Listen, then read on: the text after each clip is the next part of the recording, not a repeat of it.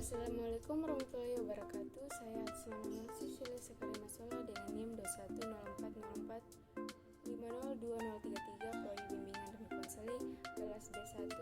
Video kali ini membuat tugas mata kuliah keterampilan komunikasi di mana saya akan menjelaskan sedikit materi mengenai landasan keterampilan konseling.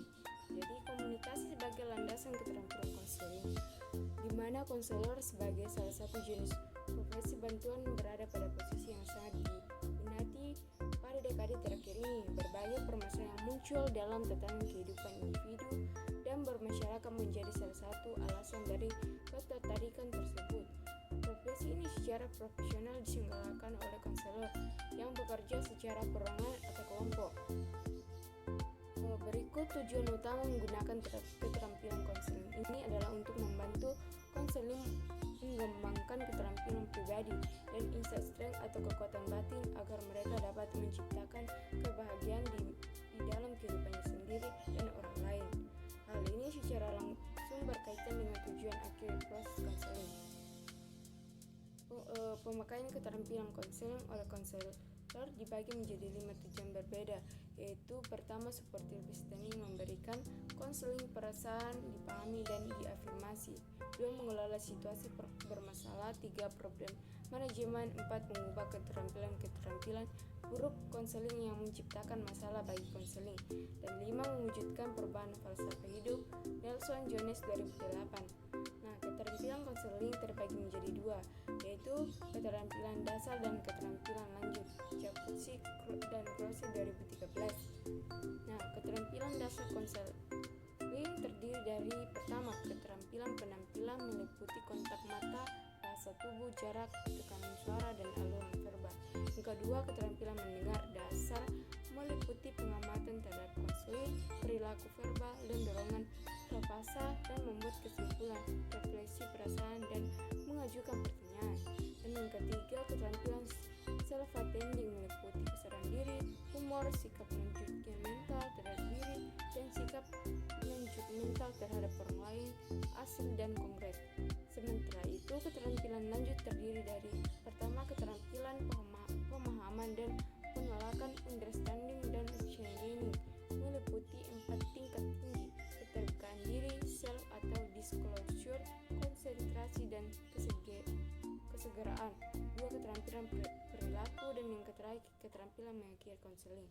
Jadi kedua jenis keterampilan komunikasi ini mendasari hampir ke seluruh penggunaan keterampilan konseling. Baik, Nengkrut 2012 menguraikan terdapat 4 pengelompokan utama keterampilan yang digunakan konselor dalam proses konseling, yaitu pertama, keterampilan dasar terdiri dari mendengarkan, empati dan pemahaman mendalam dan serta diam. 2. Keterampilan yang biasa digunakan terdiri dari pertanyaan, pengungkapan diri, pemodelan, afirmasi dan dorongan, serta menawarkan alternatif, memberikan informasi dan memberikan saran. Yang ketiga, keterampilan lanjutan yang biasa digunakan terdiri dari konfrontasi, penafsiran, dan kolaborasi. Dan keempat, keterampilan konseling lanjutan spesialis terdiri dari penggunaan metafora, hipnosis, keterampilan strategi, metode strukturisasi kognitif, narasi dan cerita, tetapi sentuhan, paradoxical intention, bermain peran, berbagi teknik visualis, dan sebagainya.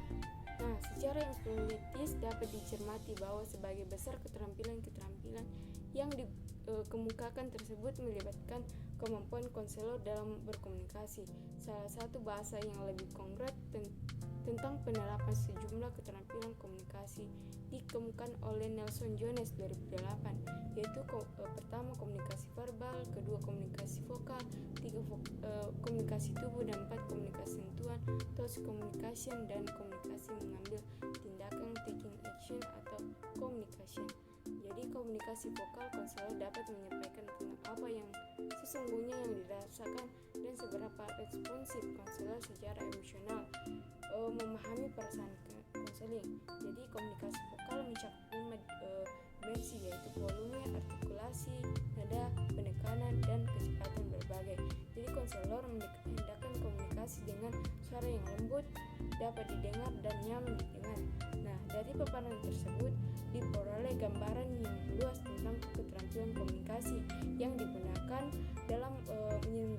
konseling secara garis besar, komunikasi tersebut melibatkan aspek verbal, vokal, tubuh, sentuhan, dan tindakan dengan penekanan yang spesifik pada masing-masingnya. Jadi keterampilan komunikasi konseling merupakan elemen utama dalam penyelenggaraan konseling.